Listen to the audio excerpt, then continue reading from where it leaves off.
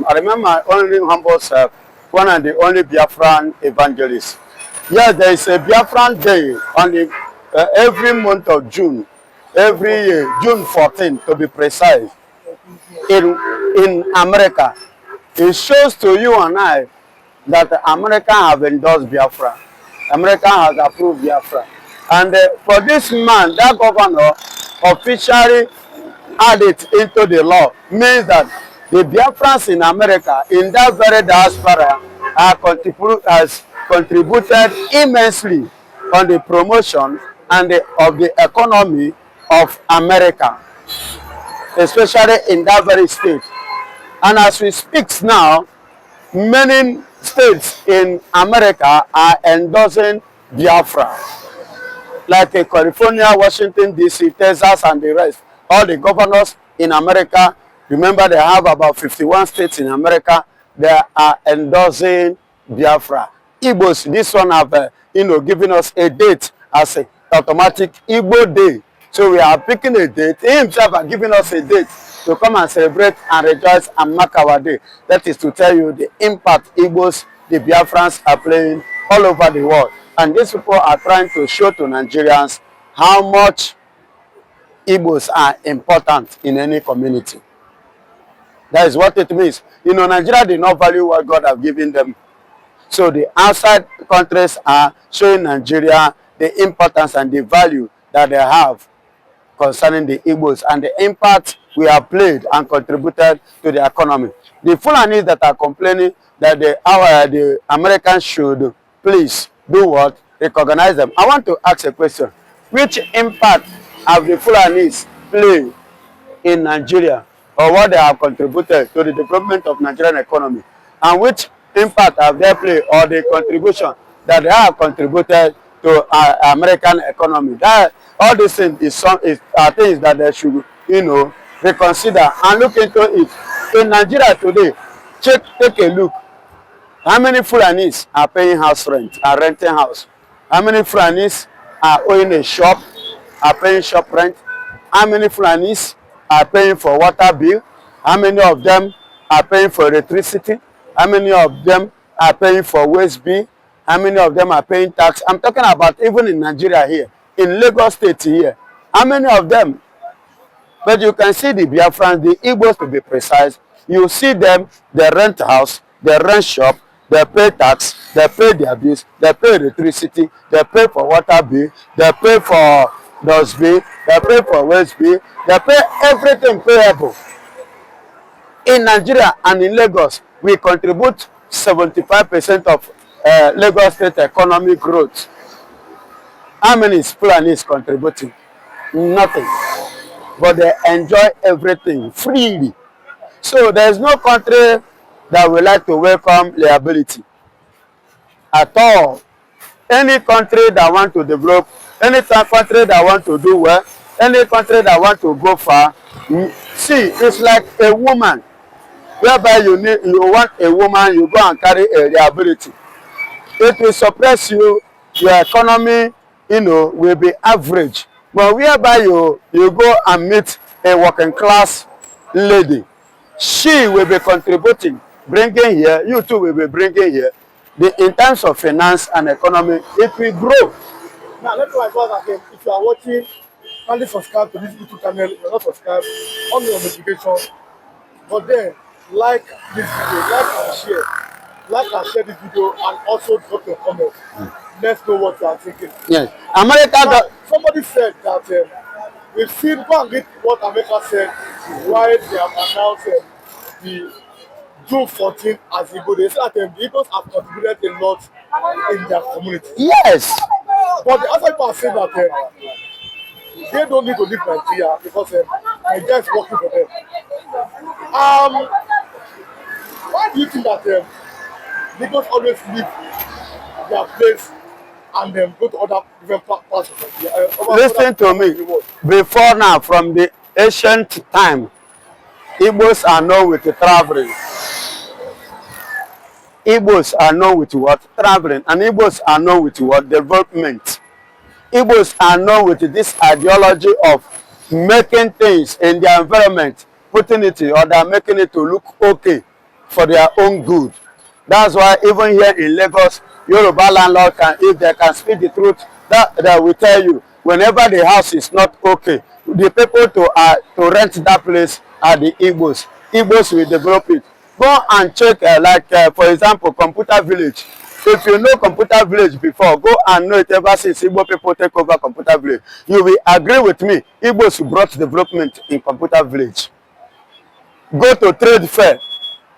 For how long trade fair have been there? But as soon as Igbo people put hand in trade fair, go to trade fair today, trade fair has been transformed.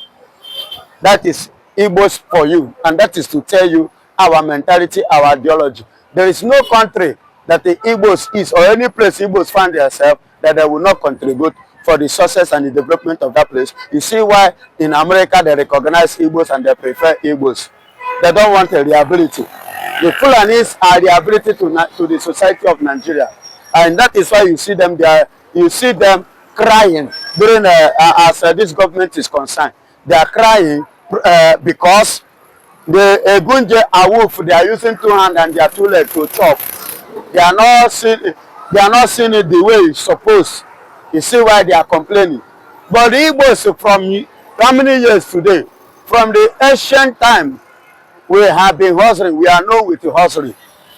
We don't depend, we don't even depend on the property of our parents. We depend on the one we are able to achieve on our own.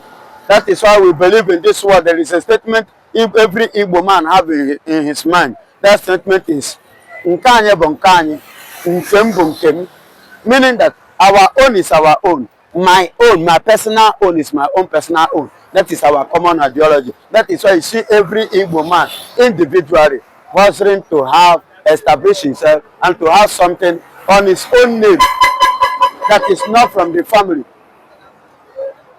I don't know if you are getting it. That is why anywhere they go, you will see them making difference and making impact. So the Fulani should stop, equaling themselves with the Igbos. We are superior. Let's look at this other angle here. This lovely money. We saw, for example,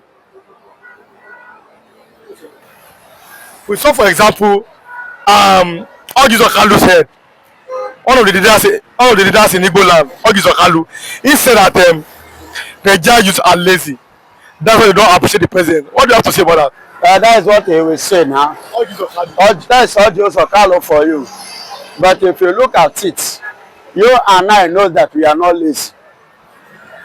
If we are lazy, we will not be informing through Bluetooth, giving people a concrete fact and a concrete information.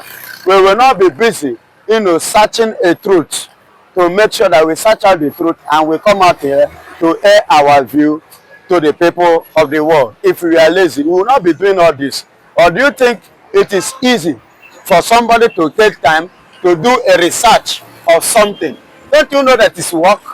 Or as I'm talking like this, as I'm analyzing it like this, you see me as a lazy person. I am not lazy. It takes strength to talk. If you don't have strength, you cannot talk. Not to speaking long. So people like Ogizo Kalu, what can you talk about? What can you say about them? People like Ogizo Kalu are the lazy Nigerians. Because Ogizo Kalu, his mother has paved way for him. That's why he have the audacity to come and speak anyhow. If not so, Ogizo Kalu wouldn't have even be where he is today, because he doesn't have the energy to work. He's a lazy type. That is why he understands the meaning of being lazy. And that is why he had a mouth to say Nigerian youth are lazy. If Nigerian youth are lazy, will we be coming out to do this? If Nigerian youth are lazy, will they be carrying pong-pong to build 3-story, 4, 5, 6-story buildings? Will they be doing that kind of job? If they are lazy, will they be break? Do you know what it means? The strength, what it takes to break an upset. Come to Ogba here. Former this Beatrice that is here. What is it called before? Your tantalizer. Come to Ogba. Come and see Nigerian youth exercising the strength in them. Manually, not with machine. Manual breaking. But have you said that people like Ogizo Kalu, they don't want Nnamdi Kanu to be released because they are going to lack relevance in the eastern part of Nigeria. Do you agree that Nnamdi Kanu seems to be more popular than these people? Not popular. Don't say the word. Don't use the word popular. Mazen Nnamdi Kanu is more leaderly than them in terms of leadership, in terms of quality, and in terms of speaking the heart of the people, and in terms of valuing the life of the people, in terms of having the people at heart. Mazen Nnamdi Kanu is 100% better than them. That is why they don't want him to be released, because he's more relevant to us than them. They are self-centered, but Mazen Nnamdi Kanu is not self-centered. Mazen Nnamdi Kanu is a man of the people. Yes, I remember my humble self, one and the only Biafran evangelist, and I will continue to speak the truth as the word of God says. Listen and listen good. Bola Ahmed Tinubu was seriously attacked yesterday in the north. The reasons why they attacked him, number one, was as a result of the case that went on and how Nigerian government dropped their case yesterday, being 19th of June, regard to the terrorist charges against Mazen Nnamdi Kanu, of which Mazen Nnamdi Kanu himself, stood up and declared himself innocent, because Nigeria has finished. They are the one that appealed to the case, and they have finished presenting their fifth witness, and they have finished presenting all the materials which they have against Mazen Nnamdi Kanu. And as at the end of the day, it was stated that Mazen Nnamdi Kanu is standing victoriously. And let me tell you this, there's an agreement that Mazen Nnamdi Kanu must not be released based on his agitations of dividing, freeing Igbos from the marginalization of Nigeria, which the Northerners, the kidnappers, they are the one that kidnapped Mazen Nnamdi Kanu, and they are not happy about this, the way it's going, that is gaining ground, because they are expecting Tinubu, as he said, a miloko. A miloko means that I want to continue from where Muhammadu Buhari stopped, and at the same time to continue because of Mazen Nnamdi Kanu in marginalizing him and intimidating him. But now it's quite unfortunate for them that thing that that make them to give him that power, they are not seeing it again. That Bola Ahmed Tinubu is losing it. That's number one. Number 2 point is this, that Shetima may likely be dumped by Bola Ahmed Tinubu, of which it was the support and the pulling of partnering of Shetima with the Bola Ahmed Tinubu that made the Northerners to support Tinubu to leak the election of 2023 and carry another man's mandate and give to him.